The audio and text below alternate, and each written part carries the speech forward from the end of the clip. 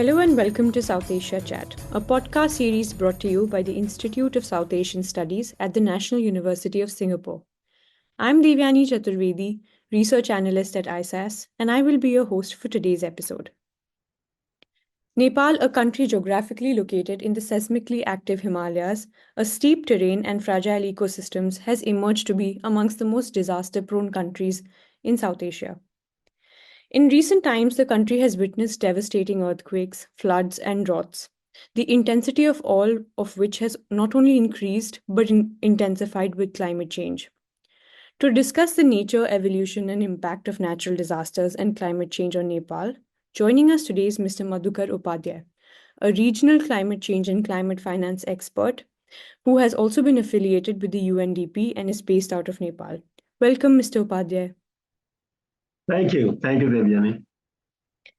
So, what are the key natural disasters that Nepal is most vulnerable to at the moment, and how have these evolved in recent years? Like you said in your introduction, Nepal has all kinds of natural disasters, starting from floods, landslides, flood, depending upon, because what you have to look at is geographic settings. Nepal is a country where you get a gradient of landscape of about from less than 100 meter in the south to more than 8,000 meter within a span of 200 kilometers.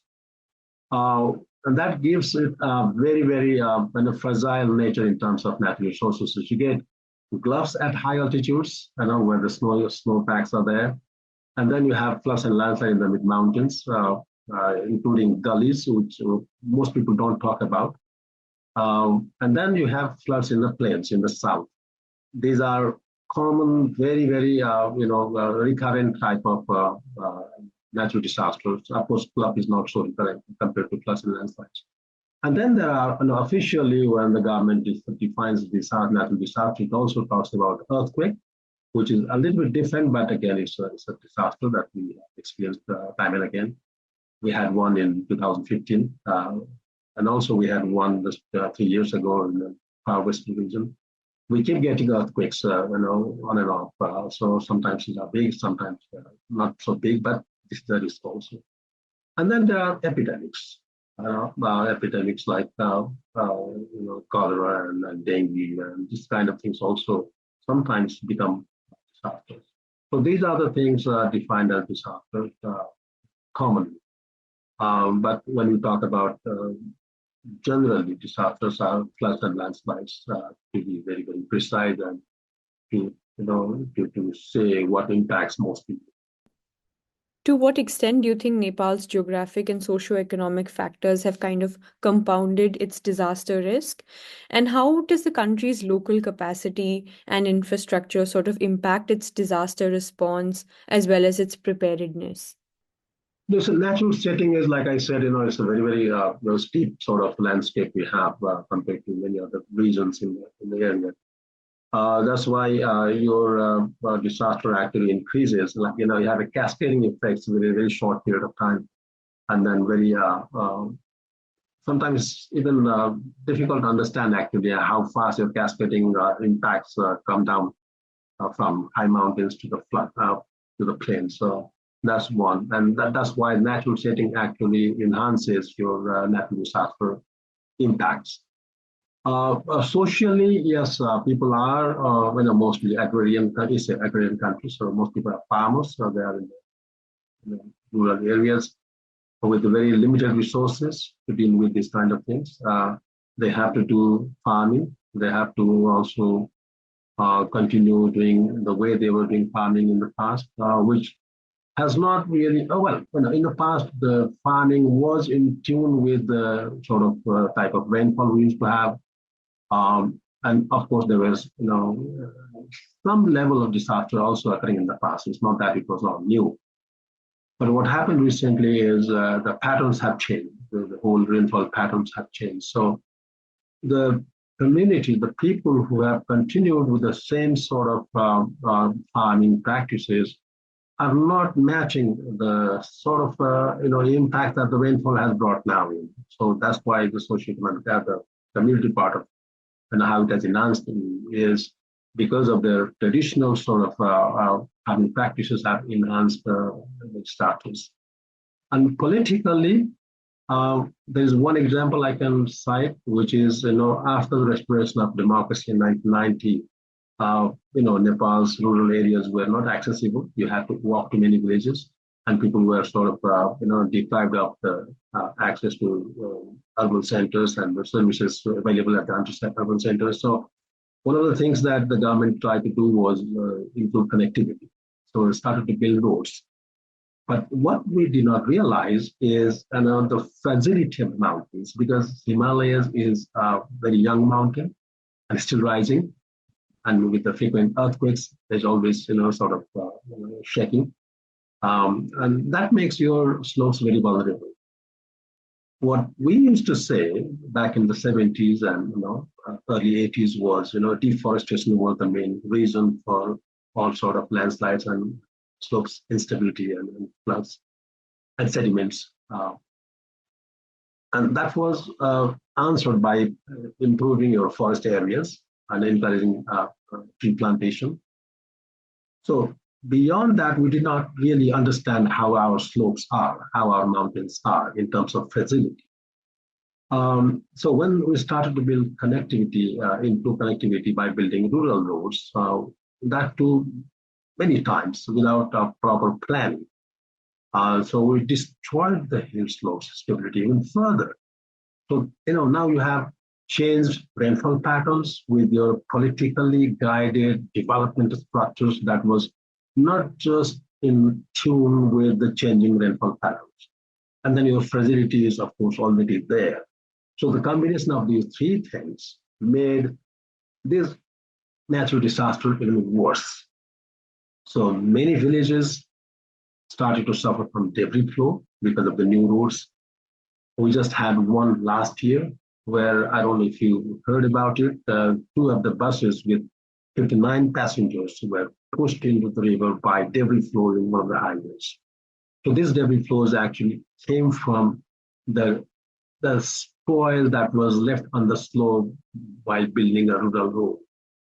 So that's how politically, I think we have not really addressed the issues that was emerging in terms of the climate impact in the hills.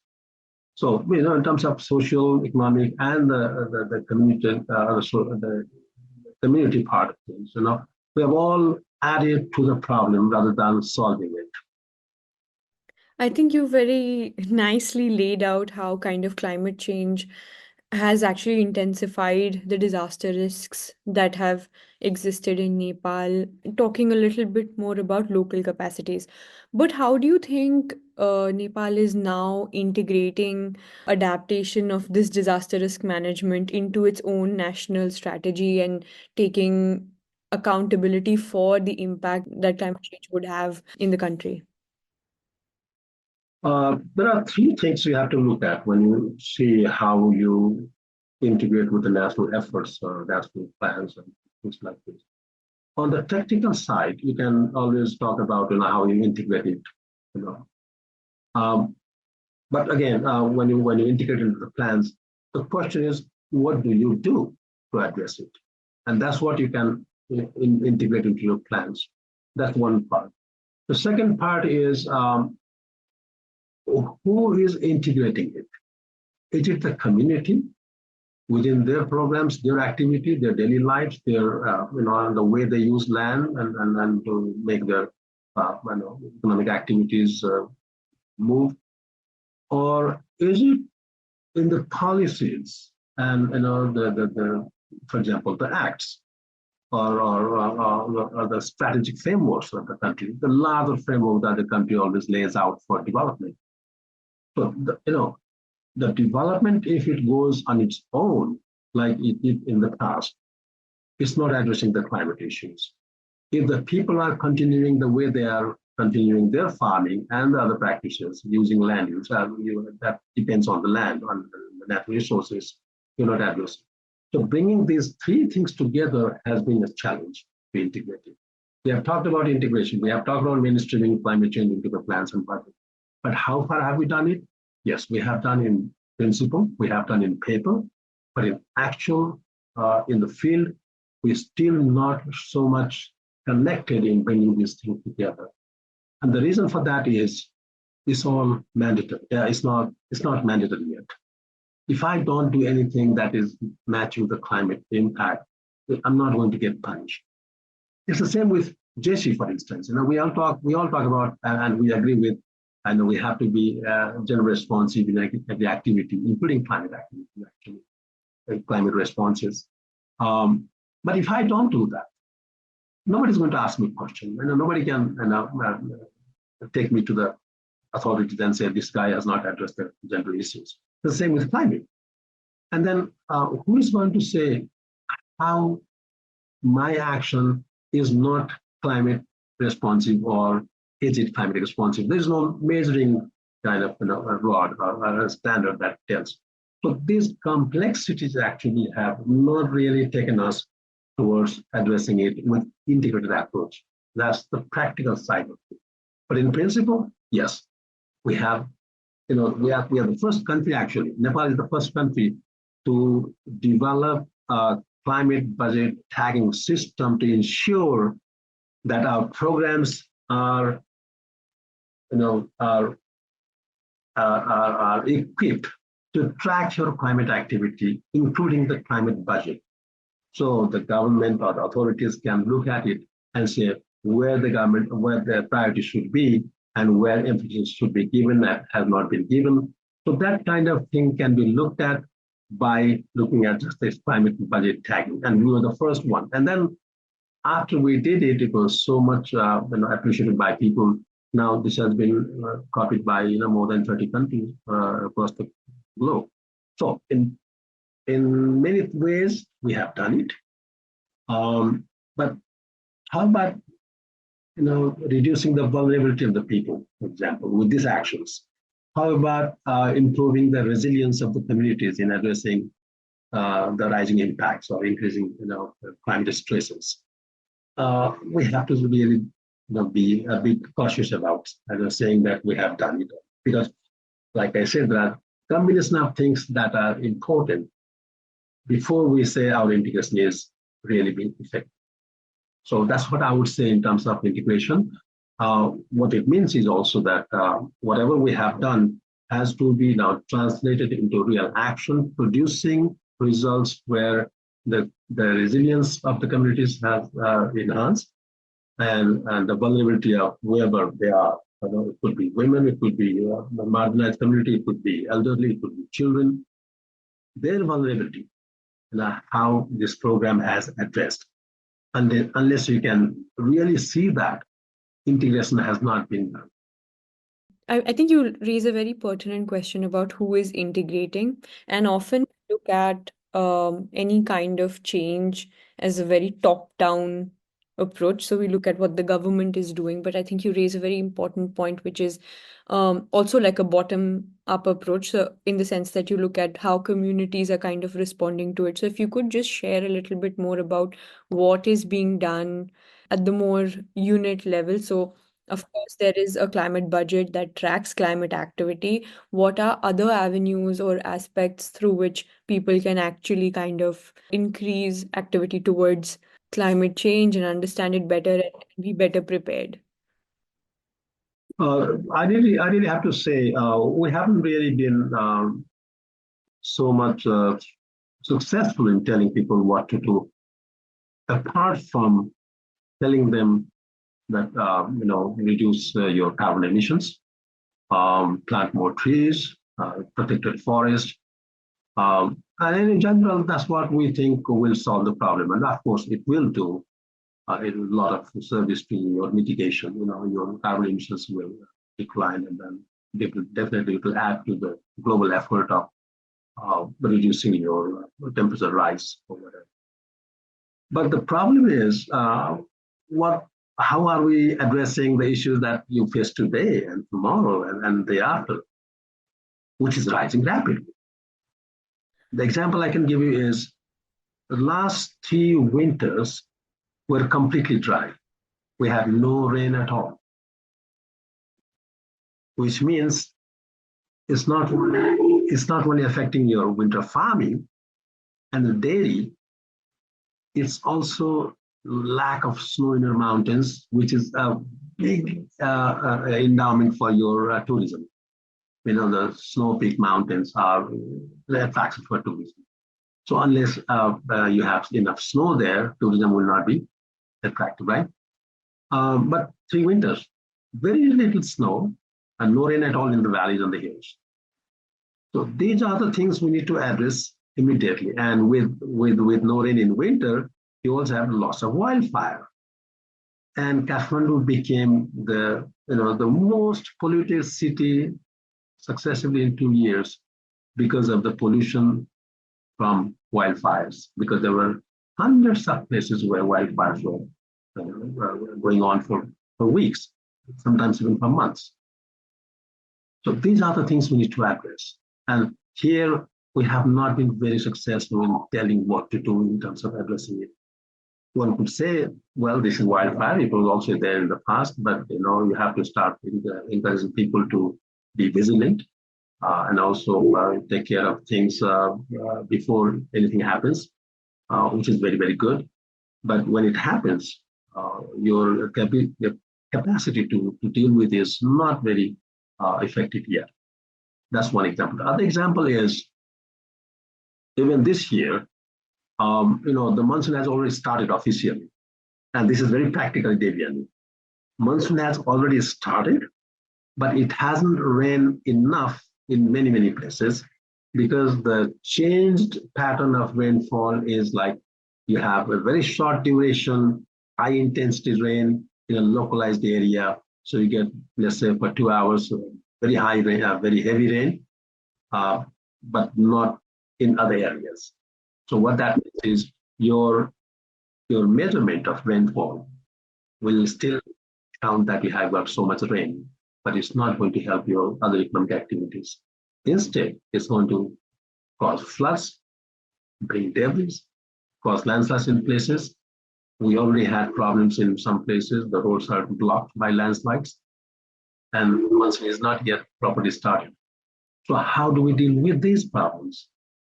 So, to answer your question, on one side, and mitigation, yes, we are very well now placed in terms of asking people to do, and people are doing, correct things also, reducing emissions. But in terms of addressing the impacts that is happening every day, another example I can give you also, the government conducted a national survey to see the climate impact. How do people see it across the country?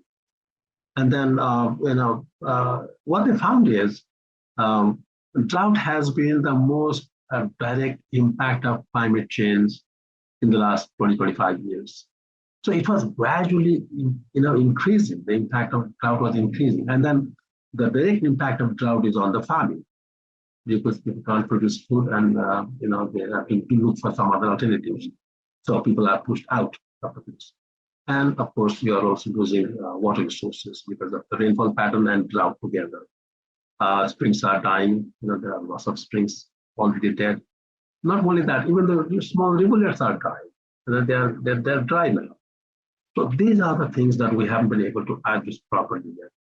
Of course, having said all this, there are, because people are actually talking about solutions in the last 10, 15, 20 years and what to do about it, because there were problems in local areas without even labeling them as climate impact, but people had suffered drought, people had suffered dying of springs, and people had moved out because of lack of water in the villages.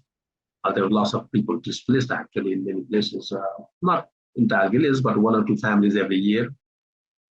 So people had started to look for the solutions. So, and then the only way people can do it, catch rainwater.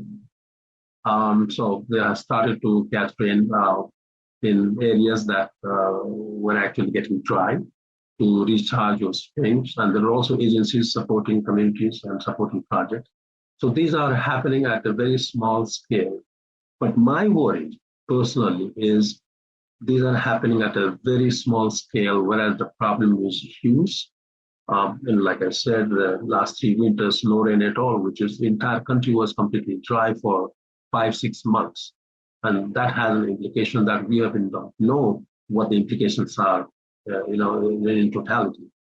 and it will have lots of repercussions actually. So these are the things, and the ultimate result of all this is that people are getting out from the farming.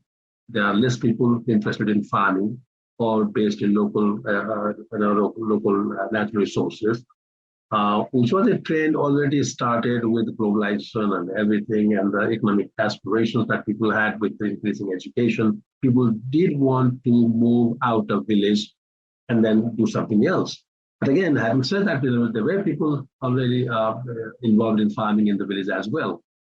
But now even they are forced to leave because it's so discouraging to continue farming because of lack of rain, because of drought, because of insect pest, and many other things that people had not suffered in the past from. I think this is a very real challenge because, as you mentioned rightly, I think on an everyday basis, this creates this has an economic cost because people are losing jobs because they cannot farm or engage in any kind of agricultural activity. It also means that there's a social impact to this because with no livelihood, where do you move? And I think for the state, the biggest challenge is how do you first provide economic support and at the same time create job opportunities or skill your population in a manner that is more futuristic, makes this challenge a multidimensional one in some sense.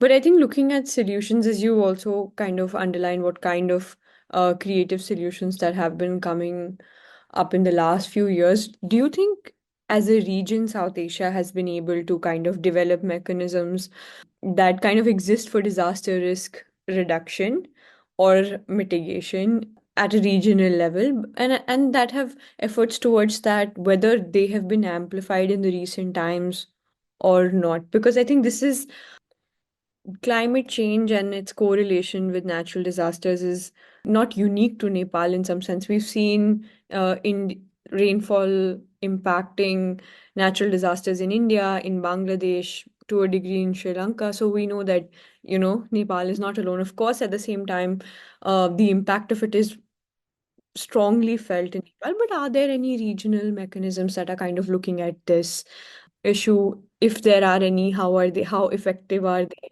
What does the efficacy for them look like? We would be grateful if you could share just a little bit on that. There's no mechanism as such at a regional level. Of course, there are outfits of NGOs to exchange ideas and talk about things, the commonalities among and between the countries. There are lots of activities going on, at the different levels to exchange ideas and learn from each other, learn from experiences of each other. And also the projects, that people are now, in some cases, there are regional projects that look at things also. But these are mechanisms to help people just understand the science behind it and how it affects the people and then how people have responded to it and that kind of thing. But one thing has come out very striking, and that is the, the the early warning systems.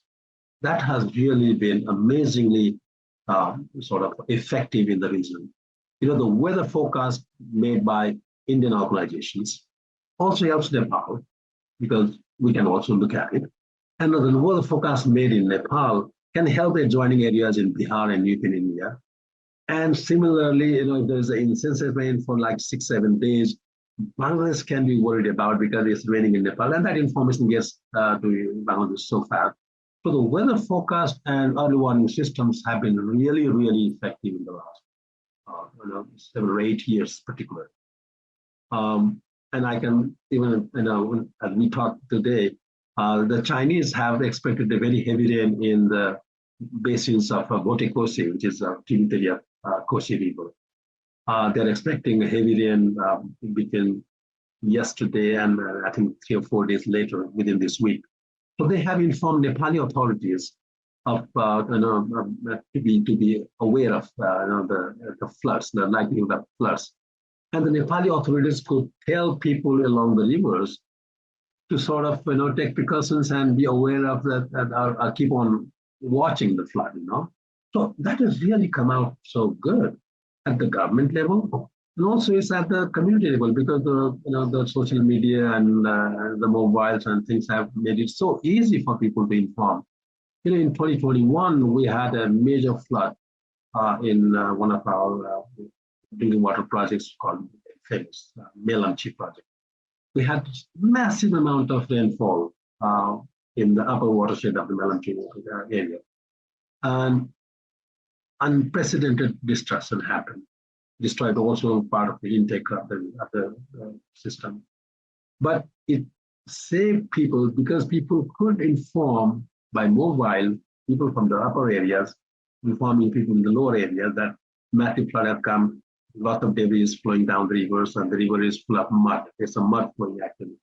So they could also get out of the area and then save their lives. So it has been really, really, and I think it's also important to understand that the nature of problems are different. For example, in Nepal, when the flood comes, we have a very short span of time to respond to it because the gradient flood comes very fast. Whereas the same flood, for it to reach India, you have about a day or so. So you could really, take time there. And from Bangladesh, from India to Bangladesh, you even have more time for, taking care of your things and saving your properties.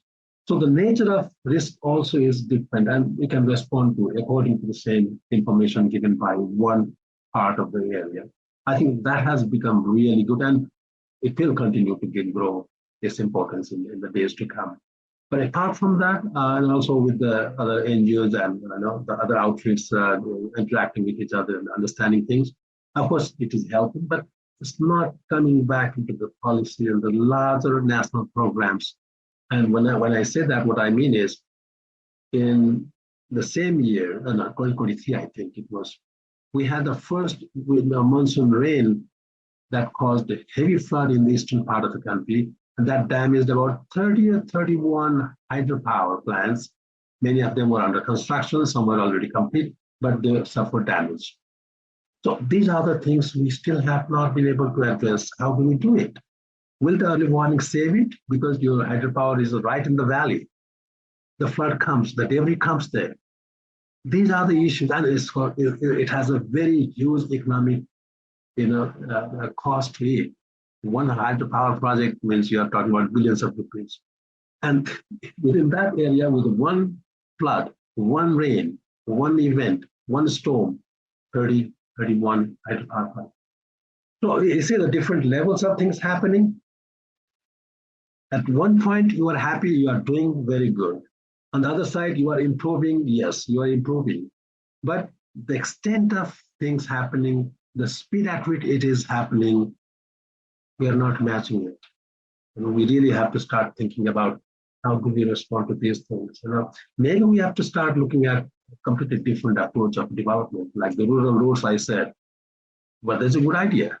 Maybe the roads, we have to start thinking about it in terms of the new warm world, how your roads will be, the engineering of it. Similarly, the hydropower plants, how do you look at it? Do you only operate it for, like we are operating our water supply that was damaged in 21, only 7 or 8 months a year now because we are so scared of the rainfall, right? So do you also operate your hydropower projects like that? These are the things now we have to start looking at and see how do we sort of adapt to the emerging climate scenario. When we talk about all these different aspects of things, when it comes to the level of community, how do they understand the language? And climate change, a completely new word. Even when I translate that into my vernacular, it's still not a word that my grandmother would understand, because we are using a different language. And then we expect the elderly, the children, the women, the deprived, the marginalized to take part in it. Unless they are in your sort of whole process, taking part in coping or addressing, adapting or whatever, we're not going to be successful. What that means is your growing time, your planting season, your harvesting season, when you harvest crops, you have to dry it in the sun. It used to be sunny in particular month in the past. It's not anymore. That kind of thing. You have heard 2 or 3 years that has happened. You had flood when it actually washed your ready to harvest crop, which is unusual now because the rainfall season has shifted a little bit. It's a little bit late now, right? So how do we also bring these people who are dealing with these issues in our approach to addressing the entire issue so that it helps save people, their life, their livelihood, and make their future secure. Absolutely. Thank you so much for joining us today. I think our listeners have greatly benefited from your insights, and definitely we've been given a lot of food for thought to take that idea forward. Thank you so much. It's my pleasure. It's my pleasure. Thank you. You were listening to South Asia Chat. To learn more about our work, please visit us at isas.nus.edu.sg.